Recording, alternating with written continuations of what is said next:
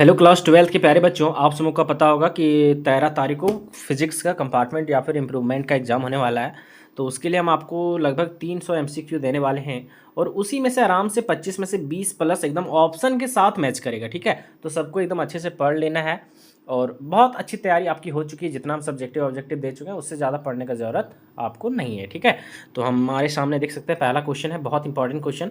कहता है कि which one of the following charge is possible, निम्नलिखित में से कौन सा आवेश संभव है। देखिए, एक इलेक्ट्रॉन पर आपको पता होगा कि जो चार्ज होता है वो होता है 1.6 इंटू 10⁻⁻⁻⁹ कूलम। तो चार्ज हमेशा पॉसिबल जो होता है इसी के इंटीगर में। इंटीजर मतलब होता है कि या तो इससे 1 गुना, या तो इसका 2 गुना, या तो इसका 3 गुना, इस तरह से। जैसे 1.6 है तो हो सकता है 16 दूनी 32, यानी 3.2 के इधर मल्टीपल कुछ हो, है ना। मतलब इसी के मल्टीपल में आना चाहिए तभी वो चार्ज पॉसिबल होगा। तो यहाँ पे मान लेते हैं 1.6 को 16, तो 16 के मल्टीपल में तीनों में से ये चारों में से कौन आ रहा है? क्या ये आ रहा है? नहीं आ रहा है। नीचे वाला आ रहा है? नहीं आ रहा है। ये वाला आ रहा है? नहीं। हाँ, 16 के मल्टीपल में ये आ रहा है, 16 दूनी 32, है ना। तो ये चार्ज पॉसिबल है, बाकी कोई भी चार्ज यहाँ पे पॉसिबल नहीं है। तो इसका सही आंसर हो जाएगा आपका ऑप्शन नंबर यहाँ पे बी। ठीक है, ऑप्शन नंबर बी सही होगा। ठीक है, कोई दिक्कत? बहुत इंपॉर्टेंट क्वेश्चन है। अगला बहुत ईजी, कहता है कि ये पॉइंट चार्ज क्यू है जो रखा गया है इलेक्ट्रिक फील्ड में, तो इस पर जो फोर्स लगेगा चार्ज पर वो क्या लगेगा। बहुत आसान है, देखो यहाँ पे आपको पता है कि इलेक्ट्रिक फील्ड का फॉर्मूला होता है E बराबर F/Q। तो हमको फोर्स पूछ रहा है, तो ये भागा में इधर हो जाएगा गुणा में, तो फोर्स बराबर हो जाएगा यहाँ पे QE, है ना। तो F बराबर हो जाएगा QE। तो ऑप्शन नंबर यहाँ पे बी हम लोगों का दूसरा का सही हो जाएगा। क्लियर है। अगला तीसरा नंबर क्वेश्चन, ये बहुत ईजी और हम बहुत बार इसको बताए हैं कि प्रत्येक यहाँ पे थोड़ा सा इसको बड़ा कर लेते, क्या बोलते हैं यार, अच्छा लगेगा, है ना। चलिए, बड़ा तो हो गया। कहता है कि यहाँ पे प्रत्येक धारिता C के 3 संधारित्र समानांतर कनेक्शन में जोड़े गए हैं, तो तुल्य धारिता क्या होगा। बहुत इजी है। कहता है 3 कैपेसिटर इज कैपेसिटी C, यानी कि 3 को कैपेसिटर है C1 C2 और C3। तीनों का कैपेसिटी जो है वो तीनों का C है, इसका भी C, इसका भी C, इसका।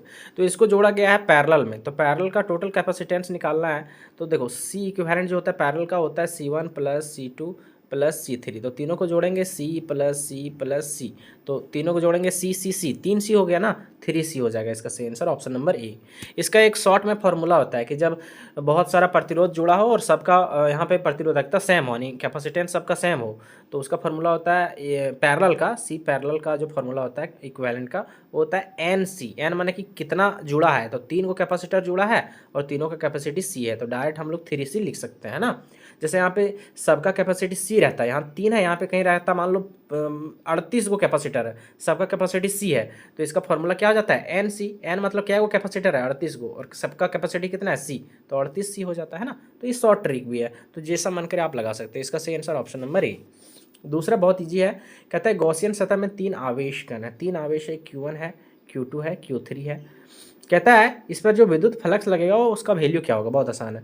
कहता है कि the electric flux of Gaussian surface that enclose the 3 charge particles in free space ना, 3 चार्ज पार्टिकल्स है, तीनों का वैल्यू दिया है और फ्लक्स पूछ रहा है। तो फ्लक्स निकालने का फॉर्मूला क्या होता है, गॉसियन सरफेस में फ्लक्स निकालने का फॉर्मूला होता है फाई बराबर Q inside upon epsilon not, Q inside upon epsilon not. तो आराम से Q इनसाइड में सब चार्ज जोड़ेंगे, Q1 को जोड़ेंगे यहाँ पे, Q1 plus Q2 plus Q3, और नीचे हो जाएगा एप्सिलॉन नॉट, है ना। तो एप्सिलॉन नॉट का आपको वैल्यू पता होगा, एप्सिलॉन नॉट का वैल्यू यहाँ पे हम लिख देते हैं। एप्सिलॉन नॉट का वैल्यू होता है आपका 8.85 इंटू 10⁻⁻13। तो ये वाला वैल्यू हम लोग नीचे बैठाएंगे। Q1 Q2 Q3 तीनों को हम लोग जोड़ेंगे, बहुत आसान है। देखिए यहाँ पे कैसे जोड़ेंगे। सो Q1 का वैल्यू है -14 नैनो कुलम। नैनो को हम लोग बदलेंगे कुलम में, नैनो कुलम को कुलम में बदलेंगे तो 10⁻⁻9 होता है नैनो का वैल्यू। तो ये हो गया आपका Q1 प्लस Q2 है आपका 78.85। यहाँ भी नैनो कुलम है तो यहाँ पर भी पावर देंगे 10⁻⁻9, और फिर इसमें से हम लोग जोड़ेंगे ऊपर में थोड़ा लिख देते हैं -56, है ना, -56 नैनो का वैल्यू 10⁻⁻9 ऐसे हो गया। अब नीचे एप्सिलॉन नॉट का वैल्यू अभी हम बताए हैं 8.85 इंटू 10⁻⁻13। देखो यहाँ भी 10⁻�9, यहाँ भी 10⁻�9, यहाँ भी, तो ये तीनों कॉमन जाएगा, है ना। तो 10⁻�9 जब कॉमन निकालेंगे यहाँ पे, तो इधर बचेगा आपका -14, फिर प्लस बचेगा यहाँ पे 78.8, और फिर माइनस होगा यहाँ पे 56, है ना, इस तरह से। और नीचे आपका ये वाला जैसे का तैसे रहेगा। तो इसको जब हम पूरा पूरी जोड़ेंगे ना तीनों को, तो ये आएगा 8.85 ही। तो यहाँ पे बचेगा 10⁻⁻9 गुने 8 पॉइंट, सबको हटा देते हैं और अच्छा से लिखते हैं ना।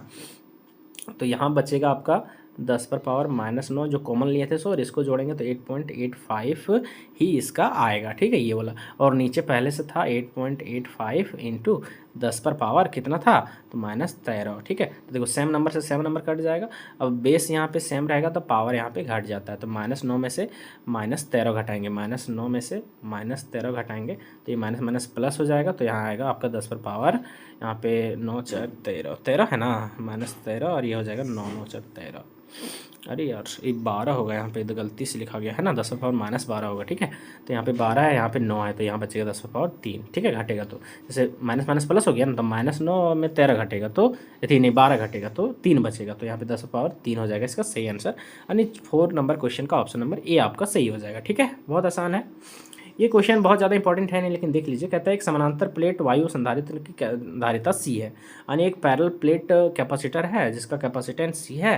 कहता है कि ये कम्प्लीटली फील्ड है एक डायइलेक्ट्रिक कांस्टेंट 5 से, यानी पैरेलल प्लेट कैपेसिटर है, इसका कैपेसिटी दे दिया है सी है, ठीक है। और इसका डायइलेक्ट्रिक कांस्टेंट यहाँ पे जो मीडियम है उसका वैल्यू 5 है।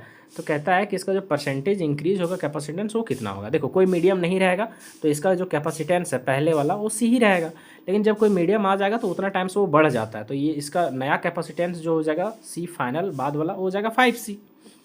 तो कितना इंक्रीज करेगा, तो इसमें चेंज हम लोग देखेंगे तो 5C माइनस सी, तो इसमें चेंज आया है 4C का, ठीक है। तो हम लोग जो परसेंटेज चेंज निकालते हैं ना, तो हम लोग का होता है जो चेंज कितना आया है 4C का, और पहले कैपेसिटेंस इसका C था, और परसेंटेज के लिए इसको 100 से गुना करेंगे तो C से C कटेगा, 4 से 100 गुना होगा तो आ जाएगा 400%। ऑप्शन चारों गलती है, लेकिन कहीं इस तरह से आए तो 500 का आप टिक मार दीजिएगा, ठीक है। तो इसको हम कॉन्सेप्ट आपको बता दिए। कहता है कि तांबे की छड़ का विशिष्ट प्रतिरोध तांबे के पतले तार की तुलना में क्या होगा। देखो तांबे का पहले छड़ था, पहले तांबे का छड़ था, अब इस छड़ को पतला तार बना दिया गया, ऐसे दोनों तांबा ही है।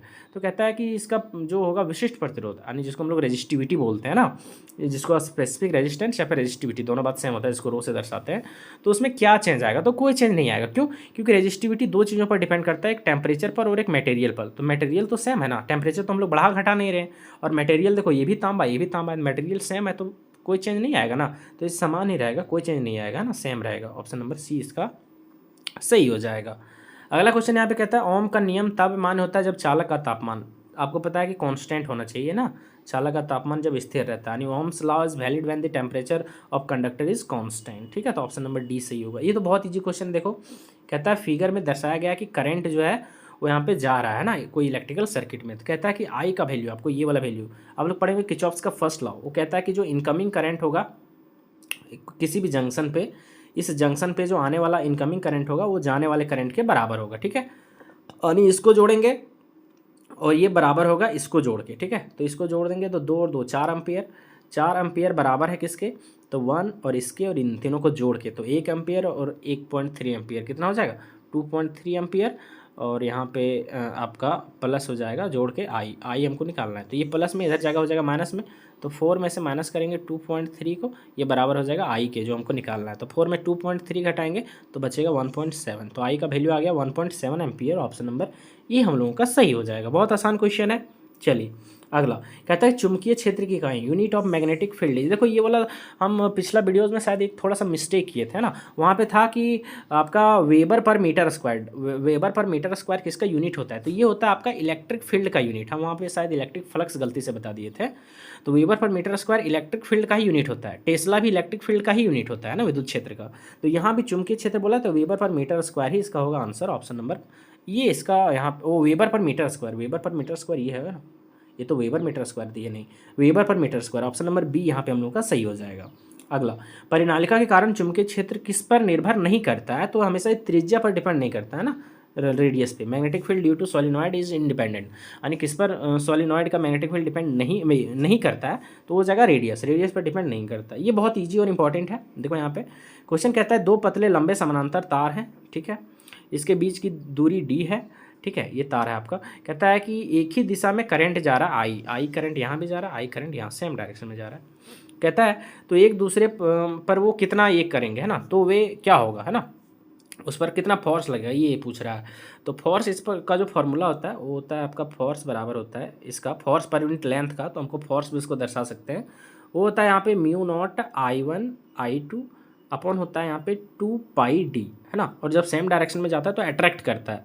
तो यहाँ पे एफ का एफ रहेगा, म्यू नॉट का म्यू नॉट, 2πd का 2πd क्योंकि डिस्टेंस डी है, म्यू नॉट का म्यू नॉट। बस यहाँ पे आई और I1 I2 ये दोनों बराबर है, तो I1 के जगह आई लिख सकते हैं और I2 के भी जगह आई लिख सकते हैं, तो आई गुना आई स्क्वायर हो जाएगा बस। तो यहाँ पे आपका एफ बराबर हो जाएगा mu not I square upon 2πd और एट्रैक्टिव होगा ये, है ना, एक दूसरे को आकर्षित करेगा। तो ऑप्शन नंबर ए ही हमारा 11 का सही हो जाएगा, है ना। यानी यहाँ पे इसका सही आंसर हो जाएगा अट्रैक्ट करेगा एक दूसरे को और फोर्स लगेगा mu not I square upon 2πd, option number A. कहता है कि स्वयं प्रेरण की ऐसा इकाई यानी ऐसा यूनिट ऑफ सेल्फ इंडक्शन। देखो सेल्फ इंडक्शन चाहे सेल्फ इंडक्टेंस है, सेल्फ इंडक्टेंस हो, चाहे म्यूचुअल इंडक्टेंस हो, चाहे नॉर्मली इंडक्टेंस हो, तीनों का यूनिट सेम होता है और वो होता है आपका हेनरी, ठीक है, ऑप्शन नंबर डी। ये तीनों बहुत इंपॉर्टेंट है बाबू, बाद में नहीं बोलना कि भाई नहीं बताए थे, सो ठीक है। अगला, किसी परिपथ में प्रेरित धारा की दिशा हमेशा ऐसी होती है और उस कारण का विरोध करती है जिसके कारण यह उत्पन्न होता है। इस नियम को क्या कहते हैं? तो स्टेटमेंट है लेंज लॉ का, लेंजेस का लॉ का, है ना। लेंज नियम इसको बोलते हैं कि जो direction of the induce current circuit, मतलब किसी भी सर्किट में, ये कोई सर्किट है इसमें करंट आ गया तो ये इस आने वाले करंट का ही अपोज करता है, तो इसी को बोलते हैं Lenz law, option number B इसका सही होगा, है ना। अगला कहता है प्रत्यावर्ती धारा आई नॉट साइन ओमेगा टी द्वारा दिए गए प्रतिरोध में एक निश्चित समय में उत्पन्न गर्मी लगभग परिणाम की एक स्थिर में समान होगी। देखो यहाँ जहाँ हीट के बारे में बात कर गया, हीट के बारे में जहाँ बात कर गया वहाँ आपका हो जाता है यहाँ पे, इसको हम लोग बोलते हैं IRMS, इसको बोलते हैं हम लोग IRMS। जहाँ हीट के बारे में बात करेगा, ठीक है, उसको बोलते हैं IRMS। एनर्जी के बारे में बात करेगा उसको बोलेंगे हम लोग average current, average mean value current जिसको बोलते हैं। तो IRMS का हमको फॉर्मूला पूछ रहा है, तो IRMS का दो फॉर्मूला हम आपको बताएं, एक होता है I0/√2 और दूसरा इसी को हम लोग लिख सकते हैं I0 इंटू 0.707, ये दोनों सेम है। तो यहाँ पे ये वाला नहीं दिया है तो ये वाला आंसर हो जाएगा ऑप्शन नंबर ई, ठीक है, ऊपर वाला आंसर हो जाएगा। तो ऑप्शन नंबर ये यहाँ पे 14 का हम लोग का क्या हो जाएगा, सही हो जाएगा। अगला क्वेश्चन कहता है प्रकाश किरण विरल माध्यम से सघन माध्यम में गमन करती है तब क्या होगा? सिंपल है कि ray of light travelling from rare to denser, तो रेयर से डेंसर में जा रहा है, रेयर से डेंसर में जा रहा है तो वो अभिलंब की ओर मुड़ जाएगा ऐसे, है ना, बेंड्स टुवार्ड्स नॉर्मल। तो ऑप्शन नंबर बी यहाँ पे हम लोग का सही होगा, अभिलंब की ओर झुक जाएगा, ऑप्शन नंबर बी। 15 का सही आंसर हो जाएगा आपका ऑप्शन नंबर बी, है ना। 16 बहुत इजी और इंपॉर्टेंट, ये तो पहले भी बता चुके हैं कि जो light travel through optical fibre due to, optical fibre में जो काम करता है वो करता है टोटल इंटरनल रिफ्लेक्शन, जिसको पूर्ण आंतरिक परावर्तन कहते हैं, इस प्रिंसिपल पर काम करता है, ऑप्शन नंबर बी सही होगा। कहता है एक संयुक्त सूक्ष्मदर्शी में अभिदृश्यक लेंस द्वारा बनाए गए प्रतिबिंब, ये इंपॉर्टेंट है। कहता है कि जो इमेज फॉर्म्ड होगा ऑब्जेक्टिव लेंस कंपाउंड माइक्रो, देखो कंपाउंड माइक्रोस्कोप में दो लेंस होता है, एक ये वाला और एक ये वाला, इसको बोलते हैं ऑब्जेक्टिव लेंस और इसको बोलते हैं आईपीस लेंस। तो ऑब्जेक्टिव लेंस जो यहाँ पे इमेज बनाता है ना वो कुछ ऐसे करके यहाँ पे बनाता है ना, यहाँ पे आप लोग देखे होंगे कि यहाँ पे बनाता है और ये रियल लाइन जा रहा है ना, और उल्टा बना रहा है, तो ये बड़ा भी बनाता है, तो रियल होगा और इन्वर्टेड होगा और बड़ा होगा, रियल इन्वर्टेड एंड बड़ा, रियल इन्वर्टेड और बड़ा लार्ज, मतलब रियल एंड लार्ज होगा, ऑप्शन नंबर सी, है ना। यानी कि ये रियल तो बनेगा, वास्तविक बनेगा और बड़ा बनेगा, ठीक है। तो ऑप्शन नंबर सी यहाँ पे 17 का हम लोगों का सही हो जाएगा, सिंपल है। अगला कहता है कि कहता है the idea of secondary wavelets for the propagation of wave was first given by, तो आपको पता है ये किसने दिया था, जहाँ पे आ गया वेवलेट्स के बारे में, वेव फ्रंट के बारे में, तो हाइजेंस साहब ने दिया था, है ना, हाइजेंस ने दिया था, ऑप्शन नंबर बी हम लोगों का सही हो जाएगा। अगला कहता है कि डबल स्लिट इंटरफेरेंस एक्सपेरिमेंट कर रहा है कैरिड आउट इन एयर और फिर इसको अरेंजमेंट कर रहा है वाटर में। देखो क्या बोल रहा है, डबल स्लिट एक्सपेरिमेंट पहले हवा में किया गया और फिर इसको पानी में किया गया, तो जब पानी में किया गया तो इसका फ्रिंज विड्थ क्या होगा, बढ़ेगा कि घटेगा? तो हमेशा ध्यान देना, ये घट जाता है, डिक्रीज हो जाता है ना, जब पानी हवा से पानी में ले जाएंगे तो ये डिक्रीज करेगा इसका फ्रिंज विड्थ, माने फ्रिंज का चौड़ाई। तो इसका सही आंसर हम लोग का हो जाएगा 19 का आपका ऑप्शन नंबर यहाँ पे, ये हम लोग एक सेकंड, हाँ 19 का सही आंसर हो जाएगा और घट जाएगा ना, ऑप्शन नंबर बी यहाँ पे हम लोग का सही हो जाएगा, डिक्रीज करेगा। अगला कहता है कि द्रव्यमान m है, गतिज ऊर्जा ई है, तो डी ब्रोगली तरंग दैर्घ्य इसका क्या होगा? बहुत इंपॉर्टेंट और इजी क्वेश्चन है। कहता है डी ब्रोगली वेव लेंथ आपको बताना है किसी बॉडी का जिसका मास m है, काइनेटिक एनर्जी ई है। देखो दो इसका फॉर्मूला होता है, एक तो नॉर्मल हम लोग डी ब्रोगली वेव लेंथ से हम लोग लैम्बडा बराबर h/p हम लोग निकालते हैं, तो यहाँ पे आंसर नहीं है, लेकिन हाँ एक p बराबर आपका काइनेटिक एनर्जी के टर्म में एक होता है इसका फॉर्मूला, p बराबर आपका √2me, तो इसको जब बैठाएंगे यहाँ पे तो हो जाएगा आपका लैम्बडा बराबर h/√2me, तो ऑप्शन नंबर ये यहाँ पे हम लोग का सही हो जाएगा, ठीक है। तो बहुत इंपॉर्टेंट है, दोनों याद रखना है। ठीक है। अगला कहता है बोर्स के परमाणु मॉडल में निम्नलिखित में से कौन सा h/2 का पूर्णांक का गुणज है? तो इसका एंगुलर मोमेंटम है ना। And in Bohr's model of atom which of the following is an integral multiple of h/2 तो वो होगा एंगुलर मोमेंटम, जिसको कोणीय संवेग बोलते हैं। ऑप्शन नंबर डी यहाँ पे सही होगा। अगला कहता है कि यहाँ पे n बराबर 2 है, n बराबर 3 4 5 6। कहता है इलेक्ट्रॉन का विस्थापन में डैश मेल खाता है। बहुत ईजी, देखो बोलता है कि ट्रांजिशन हो रहा है इलेक्ट्रॉन का फ्रॉम n बराबर 3 4 5 6 से n बराबर 2 तक, है ना। यानी कि आपका जो इलेक्ट्रॉन्स जा रहा है वो आपका सेकेंड ये में जा रहा है, सेकेंड ऑर्बिट बोल सकते हैं, ठीक है। तो उसको हम लोग क्या बोलते हैं? तो सेकेंड ऑर्बिट के बारे में हमें बाल्मर सीरीज बताता है हम लोगों को, है ना, बाल्मर सीरीज। तो ऑप्शन नंबर यहाँ पे बी हम लोग का सही हो जाएगा। और यही विजिबल रीजन यानी इसी को हम लोग देख भी सकते हैं ना, तो ऑप्शन नंबर यहाँ पे बी सही होगा। कहता है इलेक्ट्रॉन परिकर्णन द्वारा मापी गई गोलाकार नाभिक की त्रिज्या इतना है, नाभिक का द्रव्यमान संख्या सबसे अधिक होने का संभावना क्या है? देखो क्या होता है कि जो रेडियस है स्फेरिकल न्यूक्लियस का वो मेजर किया गया है एक इलेक्ट्रॉन स्कैटरिंग द्वारा 3.6 फेर्मी, है ना। तो कहता है इसका मास नंबर क्या होगा? बहुत सिंपल है, देखो यहाँ पे एक रिलेशन हम बताएं आपको रेडियस और मास नंबर के बीच में। आर बराबर होता है फॉर्मूला R0 इंटू A⁻1/3, यही होता है आपका मास नंबर, ठीक है, एटॉमिक मास। तो आर का वैल्यू दे दिया, रेडियस आपका है 3.6, R0 एक कांस्टेंट होता है और इसका वैल्यू होता है 1.2 फेर्मी, ठीक है, फेर्मीमीटर सेम है। हमको ये का वैल्यू चाहिए, तो ये पर पावर है 1/3, इसको काटेंगे पॉइंट से पॉइंट हट जाएगा, 12 कम 12 12 3 36, 3 आ जाएगा, है ना। तो 3 बराबर हो जाएगा ए पर पावर 1/3, जो दोनों का क्यूब करेंगे तो क्यूब करेंगे तो ये 3 से 3 कट जाएगा, तो ये बराबर हो जाएगा 3 का क्यूब, मतलब हो जाएगा ये बराबर आपका 3 3 9 होती है 27, तो एटॉमिक मास आ जाएगा इसका 27। ऑप्शन नंबर ए यहाँ पे हम लोग का सही हो जाएगा। अगला कहता है यहाँ पे पी टाइप सेमीकंडक्टर जो प्राप्त करने के लिए हमें शुद्ध सिलिकॉन में किसे हम लोग डॉप करेंगे, किसे, है ना, to obtain P type semiconductor. देखो पी मैंने होता है पॉजिटिव, पॉजिटिव आदमी तब होता है जब बैंगन खाएगा, आलू खाएगा, गाजर खाएगा, है ना, ये सब गाजर इन थैला ये सब होता है ना। तो बैंगन, आलू, एल्युमिनियम आ जाएगा, देखो एल्युमिनियम है तो ये होगा पॉजिटिव, है ना, ये ऑप्शन नंबर ए। यही यहाँ पे एन टाइप तो नेगेटिव, नेगेटिव आदमी हीरो हीरोइन को देख के नेगेटिव हो जाता है, जिसमें नाना पाटेकर, ऐश्वर्या ये सब आ जाएगा, जैसे नाइट्रोजन, फास्फोरस, तो ये हो जाता है एन टाइप। पी टाइप में पॉजिटिव, बैंगन आलू खाएगा तो पॉजिटिव रहेगा ना, तो यहाँ पे एल्युमिनियम हो जाएगा, इसका ऑप्शन नंबर ए, है ना। चलिए अब ये 25 हो गया, फिर हम लोग 25 देखेंगे और फिर हम लोग 25 देखेंगे, ठीक है। तो इसमें लगभग 75 हम आपको एमसीक्यू बताने वाले हैं, सबको अच्छा से पढ़ लेना है, ठीक है बच्चा पार्टी, थोड़ा सा रुकना है। हेलो बच्चा पार्टी, हम लोग 25 क्वेश्चन देख चुके थे, हम लोग नेक्स्ट 25 अब देखने वाले हैं, ठीक है। देखो क्वेश्चन कहता है how many electrons will have a charge of 1 coulomb. देखो 1 कूलम में कितना इलेक्ट्रॉन होगा, बहुत आसान है। यहाँ पे बोल रहा है कि कितने इलेक्ट्रॉनों का आवेश 1 कूलम होगा। देखो बहुत आसान है, देखो यहाँ पे बोल रहा है कि आपका जो किसी बॉडी पर चार्ज है वो है आपका 1 कूलम, तो यहाँ पे एन यानी नंबर ऑफ इलेक्ट्रॉन पूछ रहा है। आप लोग पढ़े होंगे कि क्यू बराबर एक फॉर्मूला होता है NE, है ना। तो यहाँ पे आपको एन का वैल्यू पूछ रहा है, तो हम लोग एन बराबर ऐसे लिख सकते हैं Q/E, हम लोग एन बराबर ऐसे लिख सकते हैं Q/E। तो क्यू है बॉडी पर एक ही कूलम, है ना, और इलेक्ट्रॉन, एक इलेक्ट्रॉन पर चार्ज होता है 1.6 इंटू 10⁻⁻19 कूलम, ऐसे कुछ होता है, ठीक है। तो इस तरह से जब होता है, अब थोड़ा सा ध्यान देना है, हम लोग क्या करेंगे, इसको ऊपर ले जाएंगे, तो यहाँ पे आपका हो जाएगा 1/1.6 और ऊपर गुना हो जाएगा 10 पर पावर ये -19 बन जाएगा प्लस का 19। अब हम लोग एक 10 को कहीं इधर हम लोग हटाएंगे, तो ये 10 इंटू 10 पर पावर अब बचेगा 19 था, एक हट जाएगा तो 18, नीचे हो जाएगा यहाँ पे 1.6 ऐसे हो जाएगा। अब हम लोग जब पॉइंट हटाएंगे तो ऊपर में 10 से गुना होता है, आपको पता होगा, क्योंकि पॉइंट के बाद एक डिजिट है, ऐसे हो जाएगा। अब यहाँ पे ध्यान दीजिए 10 इंटू 10 100 हो जाएगा, आपका कितना हो जाएगा 100। तो हम लोग इसको एक साथ लिख सकते हैं ऐसे कि 100 गुने 10 पर पावर 18 और नीचे बचेगा 16। अब इसको भागा देंगे, 16×85 16×6 96 होता है, फिर बचेगा यहाँ पे 4, भागा नहीं लग रहा है पॉइंट, और यहाँ हो जाएगा 0 40, 16 दूनी 32 हो जाता है, तो यहाँ बचेगा फिर 8, फिर यहाँ पे पॉइंट मतलब भागा नहीं लगेगा तो फिर एक 0 देंगे, तो 16×5 80, तो 5 बार में पूरा पूरी कट जाएगा, तो ये आएगा 6.25 और पहले से इंटू है यहाँ पे बगल में 10 पर पावर 18, तो ये आ जाएगा इतना इलेक्ट्रॉन, ठीक है, 1 कूलम में। तो आप आराम से सॉल्व कर सकते हैं, ऑप्शन नंबर ये इसका सही होगा। यही यहाँ पे कहीं रहता है आपका 2 कूलम रहता है, तो कैसे करते हैं, बहुत आसान है। फिर n बराबर Q का वैल्यू 2 बैठाते हैं और यहाँ पे 1.6 इंटू 10⁻⁻19 सेम। 3 कूलम रहता है 3 बैठाते हैं, 4 कूलम 4 5 और कंफर्म एक क्वेश्चन आ सकता है, तो इसका सही आंसर होगा ऑप्शन नंबर आपका ए, ठीक है, याद रहेगा ना।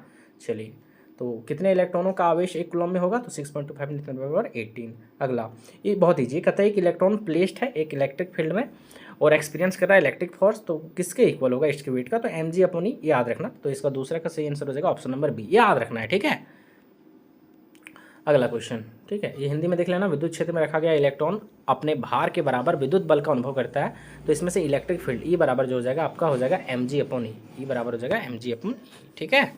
चलो अगला देखो, ये भी इंपॉर्टेंट है। कहता है कि एक दो चार्ज है, 1 कूलम और दूसरा है -1 कूलम, इसको रखा गया 1 मीटर की दूरी पर। तो कहता है कि जो पोटेंशियल होगा इसके सेंटर पर वो कितना होगा। देखो सेंटर पर पोटेंशियल कितना होगा, ये जितना लगाएगा ये उतना लगाएगा, लेकिन एक दूसरे का ऑपोजिट लगाएगा तो कैंसिल होकर 0 हो जाएगा। तो ऑप्शन नंबर सी यहाँ पे सही हो जाएगा।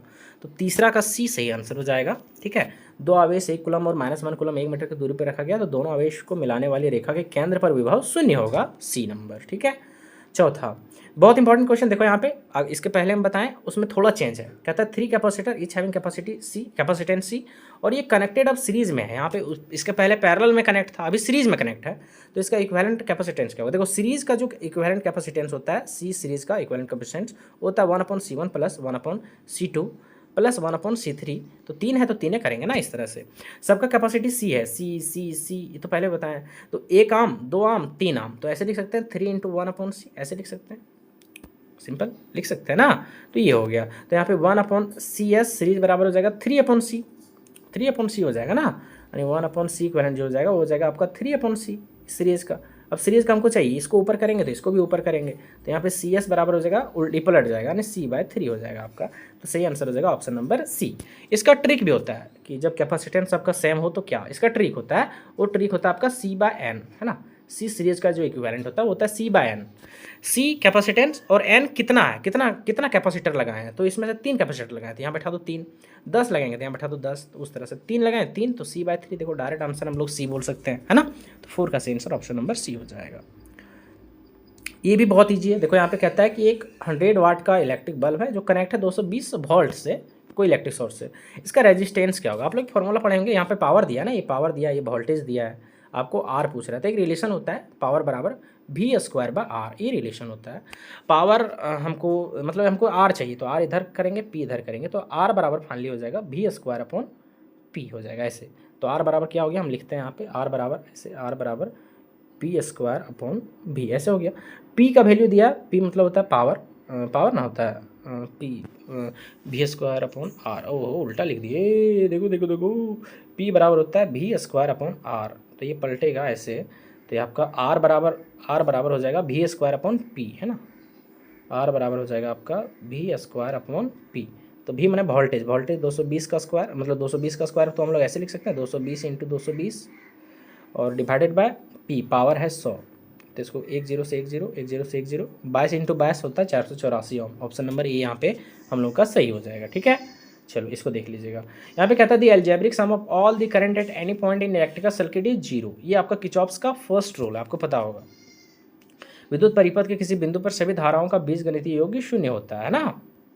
अगला कहता है कि मैग्नेटिक जो फील्ड होगा वो किसके इक्वल होगा, है ना। यहाँ पे 5 टेस्ला है ना, 5 टेस्ला किसके बराबर होगा। तो देखो टेस्ला का एक और यूनिट होता है, इलेक्ट्रिक फील्ड का एक और यूनिट होता है, हम बता चुके हैं, Wb/m², बता चुके हैं ना। तो 5 टेस्ला को हम लोग 5 Wb/m² भी लिख सकते हैं। तो ऑप्शन नंबर यहाँ पे ये हम लोग का सही हो जाएगा। समझ में आ गया कुछ, यानी 5 टेस्ला वाला चुंबकीय क्षेत्र किसके बराबर होगा, तो 5 Wb/m² के बराबर होगा। अगला कहता है कि यूनिफॉर्म मैग्नेटिक फील्ड कौन देता है, तो हमेशा सॉलिनॉइड के अंदर मिलता है हमको, है ना, यानी inside a current carrying solenoid. यानी एक समान चुंबकीय क्षेत्र कौन उत्पन्न करेगा, तो एक धारावाही वृत्ताकार लूप की धुरी नहीं, अंदर धारावाही परिनालिका के अंदर। ऑप्शन नंबर डी यहाँ पे सही होगा, है ना, इनसाइड दी सॉलिनॉइड। कहता है कि यहाँ पे M चुंबकीय आघूर्ण है और एक छड़ का B यहाँ पे तीव्रता है।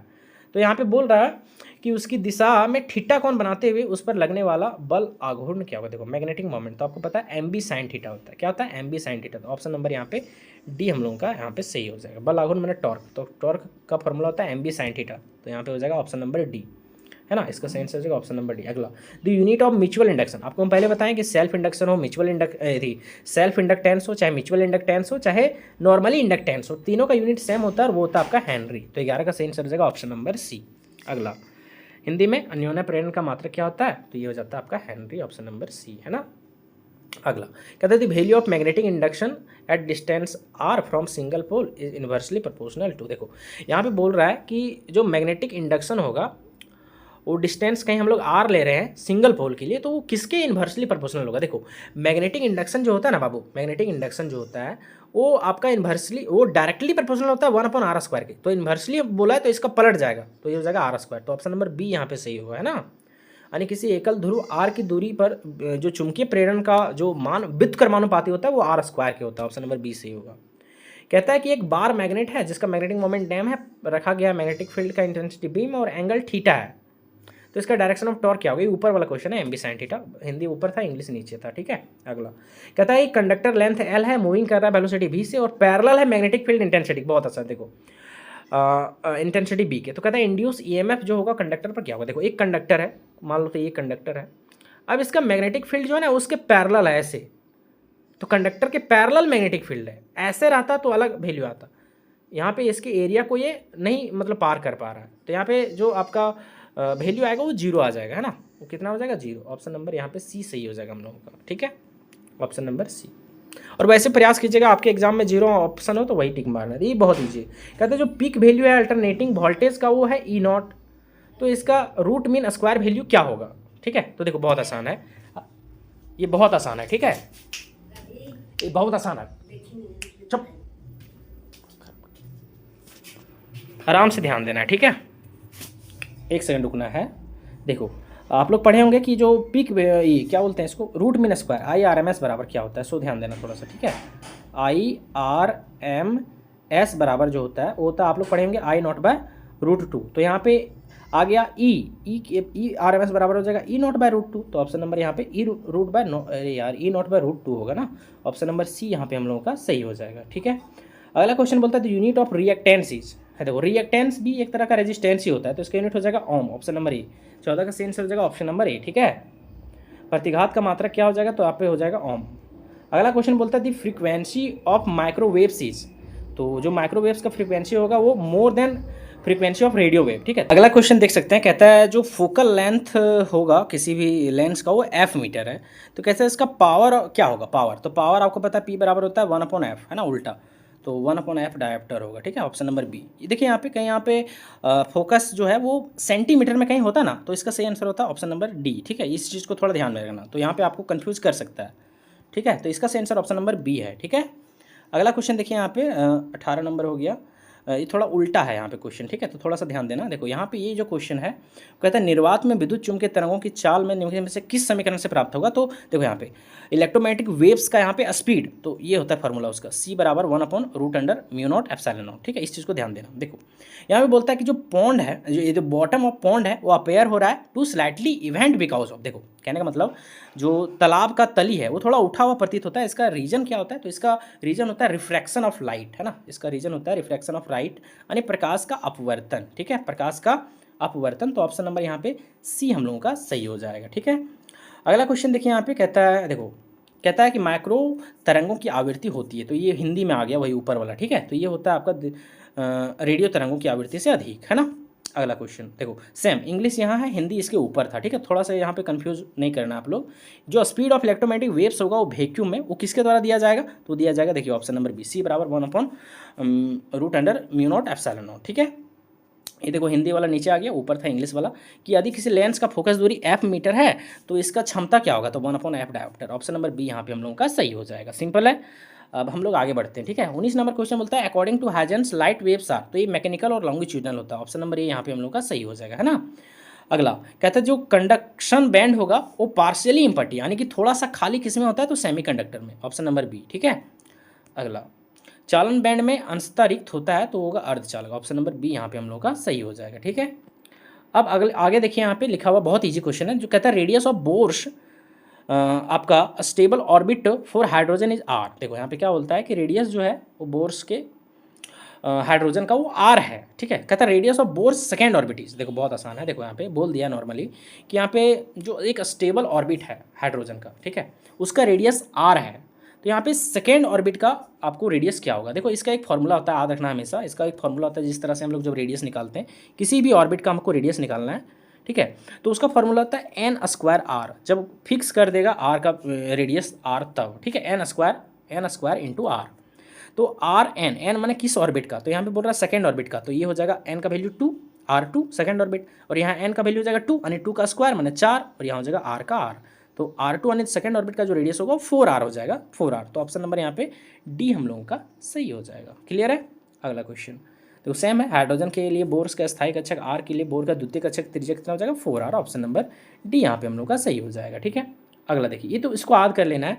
कहता है जो nuclei have their mass number का जो रेशियो है, देखो कोई न्यूक्लियस है जिसका मास नंबर का रेशियो 1 और 3 है, तो इसका न्यूक्लियर डेंसिटी का रेशियो क्या होगा। देखो न्यूक्लियर डेंसिटी चेंज नहीं होता है, तो इसका रेशियो 1:1 ही रहेगा। ऑप्शन नंबर बी सही होगा, है ना। चलिए, यानी दो नाभिक द्रव्यमान संख्याओं का अनुपात जो 1:3 है, तो उसके नाभिकों घनत्व का अनुपात कितना होगा 1:1। ठीक है। अगला क्वेश्चन देखो, हिंदी में इधर आ गया, ऊपर इंग्लिश हम लोग कर चुके हैं। हाइजेंस के अनुसार प्रकाश की तरंगें होती है आंतरिक और अनुदैर्घ्य। ठीक है, इस चीज़ को ध्यान देना थोड़ा सा। अगला क्वेश्चन, ये तो बहुत ईजी है। देखो कहता है दो वेव है जिसका इंटेंसिटी का रेशियो 9:1 है, जो इंटरफेरेंस बना रहा है। तो कहता है इसका मैक्सिमम और मिनिमम इंटेंसिटी क्या होगा, तो इसको याद रख लेना 4:1। ठीक है, 2-3 बार PYQ में पूछा गया है। Option number C. अगला बस इतना ही क्वेश्चन है आपका यहाँ पे 20, और 2-4 क्वेश्चन नीचे ऊपर हुआ है। ठीक है, तो इतना करना है आपको। ठीक है बच्चा पाड़ी, बाकी आपको और भी क्वेश्चन, अभी हम 25 क्वेश्चन और देने वाले हैं। ठीक है, तो इसी तरीके से जितना हम क्वेश्चन करा रहे हैं बस उसको कर लेना है, इससे बाहर आपका एक भी क्वेश्चन नहीं आएगा। चलिए, अब लास्ट इस वीडियो का लास्ट 25 क्वेश्चन करने वाले हैं। कल आपको इसी तरीके से कम यही 100 क्वेश्चन कम से कम कल देंगे, फिर आपका सिलेबस कंप्लीट हो जाएगा पूरा पूरी। ठीक है, यहाँ पे क्वेश्चन कहता है कि व्हेन अ ग्लास, ध्यान देना थोड़ा सा, क्या बोल रहा है क्वेश्चन। कहता है कि when a glass rod rubbed with silk cloth the charge आपका acquired by glass rod is. देखो क्या बोल रहा है, ग्लास रॉड को सिल्क क्लॉथ के साथ रगड़ा जा रहा है। ठीक है, रब किया जा रहा है, तो यहाँ पे ग्लास रॉड पर कौन सा चार्ज आएगा, तो इस पर आएगा positive charge. Option number A यहाँ पे हम लोग का सही हो जाएगा। ठीक है, यानी कि जब कांच की छड़ को रेशम के कपड़े में रगड़ा जाता है, तब कांच की छड़ द्वारा प्राप्त आवेश होता है धनात्मक। अगला कहता है कि एक ऑब्जेक्ट है जिस पर नेगेटिव चार्ज 1 कूलम है, तो जिसमें नंबर ऑफ एक्सिस इलेक्ट्रॉन कितना होगा। बहुत आसान, देखो इसका सही आंसर क्या हो जाएगा, चीज़ों को ध्यान दें। देखो यहाँ पे बोल रहा है कि ऑब्जेक्ट पर 1 कूलम चार्ज है, सेम है वही चीज़ जो हम आपको पहले बता चुके हैं। यानी कि आपका बॉडी पर चार्ज है 1 कूलम, चाहे नेगेटिव हो पॉजिटिव हो फर्क नहीं पड़ता। आपको नंबर ऑफ इलेक्ट्रॉन पूछ रहा है वाट, तो आपको हम अभी कुछ देर पहले बताए हैं कि नंबर ऑफ इलेक्ट्रॉन निकालने का फॉर्मूला होता है Q/E, बता चुके हैं। Q का वैल्यू देखो 1 कूलम दे दिया है, और 1 इलेक्ट्रॉन पर चार्ज होता है 1.6 × 10⁻⁻19 कूलम। ये कुछ देर पहले बताएं। इसको जब सॉल्व कीजिएगा तो आएगा क्या 6.25 × 10⁻−18 +18 होगा, +18 ऑप्शन नंबर यहाँ पे डी हम लोग का सही हो जाएगा। +18 होगा ना, ऊपर जाएगा तो, यानी एक वस्तु पर 1 कूलम ऋणात्मक आवेश है, तो उस पर अतिरिक्त इलेक्ट्रॉनों की जो संख्या होगा, है ना, उस पर मौजूद अतिरिक्त इलेक्ट्रॉनों की संख्या होगा 6.25 × 10⁻+18, है ना। अगला कहता है एक चार्ज है Q इंक्लोज है गॉसियन सरफेस से, जिसका रेडियस R है। कहता है रेडियस हम लोग डबल कर रहे हैं, तो इसका इलेक्ट्रिक फ्लक्स क्या होगा, कोई चेंज नहीं आता ना, remains unchanged. Option number C सही होगा, है ना। अनेक आवेश Q और त्रिज्या R एक गॉसी गोलाकार सतह से आपका घिरा है। यदि त्रिज्या को दोगुना कर दिया जाए तो बाहरी विद्युत फ्लक्स में कोई बदलाव नहीं होगा, या अपरिवर्तित रहेगा। ठीक है, अगला क्वेश्चन कहते हैं जो यूनिट ऑफ इलेक्ट्रिक कैपेसिटेंस है ना, इलेक्ट्रिक कैपेसिटेंस यानी विद्युत धारिता का मात्रक क्या होता है, तो हमेशा ही याद रखना फैराड होता है, फैराड। ऑप्शन नंबर सी यहाँ पे हम लोग का सही हो जाएगा। अगला क्वेश्चन कहता है यूनिफॉर्म वायर रेजिस्टेंस है 16 ओम, कट कर रहा है 4 इक्वल पार्ट में, ये तो बता चुके हैं, लेकिन ध्यान दो, और इसको पैरेलल कंबाइन कर रहे हैं, तो इक्विवेलेंट रेजिस्टेंस क्या होगा। देखो बहुत ईजी है, बहुत आसान है। देखो ध्यान देना, क्या है कि 16 ओम का एक वायर है, 16 ओम है, इसको 4 भाग में कट कर रहे हैं, तो ये भी 4, ये भी 4, ये भी 4, ये भी 4 आ गया, है ना। और इसको हम लोग पैरेलल में कनेक्ट कर रहे हैं, तो आपको पता होगा कि जब हम लोग पैरेलल में कनेक्ट करते हैं तो R इक्विवेलेंट ऐसे होता है 1/R1 + 1/R2, इस तरह से होगा। तो सबका वैल्यू 4 है, 4 है, 4 है, तो मान लेते हैं 1 आम, 2 आम, 3 आम, 4 आम है, तो हम लोग R इक्विवेलेंट क्या लिख सकते हैं, R इक्विवेलेंट लिख सकते हैं 4 आम है, तो 4 आम, और आम का वैल्यू 1/4 हो जाएगा, तो काटेंगे तो 4 से 4 कटेगा तो आएगा 1 ओम। R इक्विवेलेंट जो आएगा पैरेलल का वो आएगा 1 ओम। ऑप्शन नंबर ये सही हो जाएगा। ठीक है, हिंदी में भी देख सकते हैं, यहाँ पे आएगा 1 ओम। ठीक है, अगला क्वेश्चन देखिए, यहाँ पे कहता है कि ड्रिफ्ट वेलोसिटी VD है और इसका इलेक्ट्रिक फील्ड E है, तो दोनों में रिलेशन क्या होगा, तो डायरेक्टली प्रोपोर्शनल होता है। ऑप्शन नंबर डी यहाँ पे हम लोग का सही हो जाएगा, है ना, यानी अपवावेग VD और E के बीच में संबंध होगा। Option number D. अगला क्वेश्चन देखिए, 7वां नंबर, आराम से देखना है। कहता है 2 लॉन्ग पैरेलल वायर है जिसका करंट 1 एम्पियर है और सेम डायरेक्शन में। कहता है 1 मीटर की अपार्ट पर रखा है, तो इस पर फोर्स कितना लगेगा। बहुत आसान क्वेश्चन है, इसका फॉर्मूला कुछ इससे पहले वाले वीडियोस में बताए थे, फोर्स पर यूनिट लेंथ, जिसको फोर्स भी हम लोग बोल सकते हैं। इसका फॉर्मूला होता है μ0I1I2, है ना, I1 × I2/2πd, ये होता है फॉर्मूला। इस पर बैठाते हैं हम लोग, फोर्स पर यूनिट लेंथ को फोर्स बोल सकते हैं। देखो μ0 का वैल्यू क्या होता है, उस चीज़ को थोड़ा सा ध्यान दें। देखो μ0 का जो वैल्यू हो जाएगा वो होता है आपका 4π देखो म्यू नॉट का वैल्यू होता है 4 पाई इंटू 10⁻⁻7, ये होता है mu naught. I1 into I2 मैंने 1 एम्पेयर इंटू 1 एम्पेयर, तो 1 होगा ना, 1 इंटू 1 1 होगा। नीचे 2 पाई डी, तो 2 पाई डी डिस्टेंस, डिस्टेंस है 1 मीटर, तो 1 का 1 होगा। अब देखो पाई से पाई कटेगा, ठीक है, ये 1 से 1 गुना होगा तो कोई फर्क नहीं पड़ेगा। देखो 2 दूनी 4, तो इसका वैल्यू आ जाएगा 2 इंटू 10⁻⁻7, 2 इंटू 10⁻�7। कितना आसान है यार, ऑप्शन नंबर सी सही हो जाएगा, है ना। हिंदी में भी देख लीजिएगा, इसका ऑप्शन नंबर सी सही है। अगला क्वेश्चन बहुत इजी है, जीरो आ गया, जीरो मारो डायरेक्ट, वैसे समझ भी सकते हैं, ठीक है। तो ये हो जाएगा आपका 8वां का सही आंसर हो जाएगा ऑप्शन नंबर डी, ठीक है। अगला क्वेश्चन कहता है जो मैग्नेटिक लाइन्स होगा फोर्स इनसाइड बार मैग्नेट, है ना, बार मैग्नेट के अंदर, नॉर्थ पोल या साउथ पोल, तो अंदर में डायरेक्शन क्या होगा इसका मैग्नेटिक फील्ड लाइन्स का, तो अंदर आपको पता है बाहर में नॉर्थ टू साउथ होता है, अंदर में साउथ टू नॉर्थ होता है, साउथ टू नॉर्थ, यानी कि आपका साउथ टू नॉर्थ, है ना, दक्षिण से उत्तर की ओर, है ना, आपका चुंबक के एस ध्रुव से एन ध्रुव की ओर, सिंपल है। अगला बोलता है which of the following material is most suitable for making a permanent magnet, देखो परमानेंट मैग्नेट बनाने में हम लोग स्टील का यूज़ करते हैं, 10वां का सही आंसर हो जाएगा आपका ऑप्शन नंबर डी, है ना, स्टील का यूज़ करते हैं हम लोग अस्थायी चुंबक बनाने के लिए। देखो सेम क्वेश्चन आ गया, वेबर पर मीटर स्क्वायर किसका यूनिट है, तो ये मैग्नेटिक फील्ड का यूनिट है, मैग्नेटिक फ्लक्स मत मारना, ठीक है, थोड़ा मिस्टेक हो गया था, कोई बात नहीं है। 11 का सही आंसर ऑप्शन नंबर ए हो जाएगा, ठीक है। वेबर मीटर स्क्वायर किसका यूनिट है, चुंबकीय क्षेत्र का। अगला कहता है जो सेल्फ इंडक्टेंस होगा कॉइल का वो किसके द्वारा मेजर्ड होगा, है ना, तो बहुत हमेशा ध्यान देना, सेल्फ इंडक्शन हमेशा इनर्शिया के टर्म में होता है, इलेक्ट्रिकल इनर्शिया, ऑप्शन नंबर ये यहाँ पे 12 का सही होगा, ठीक है। किसी कुंडली का स्वयं प्रेरण की माप होती है उसका जड़त्व, विद्युत जड़त्व द्वारा, है ना। यूनिट ऑफ इंडक्टेंस पहले बताएं, इंडक्टेंस हो, सेल्फ इंडक्टेंस हो, चाहे म्यूचुअल इंडक्टेंस, सबका यूनिट सेम होता है, वो होता है आपका हेनरी, ऑप्शन नंबर ये यहाँ पे 13 का सही हो जाएगा। अगला क्वेश्चन प्रेरत्व का मात्रक हेनरी होता है। कहता है the mean value of alternating current for half cycle, देखो हाफ साइकिल का ही निकलता है मीन वैल्यू, है ना, यही रहता है यहाँ पे फुल साइकिल, इस चीज़ को ध्यान देना, मीन वैल्यू फुल साइकिल का पूछता तो जीरो हो जाता है, हाफ साइकिल का मीन वैल्यू होता है 2I0/पाई, इस चीज़ को ध्यान देना, ऑप्शन नंबर सी सही होगा, है ना। अर्धचक्र का प्रत्यावर्ती धारा का औसत मान 2I0/पाई होता है। यहाँ पे मीन वैल्यू की जगह कहीं रहता है आई आर एम एस, तो IRMS का वैल्यू होता है I0/√2, तो सब कुछ बता रहे हैं, सबको ध्यान में रखना।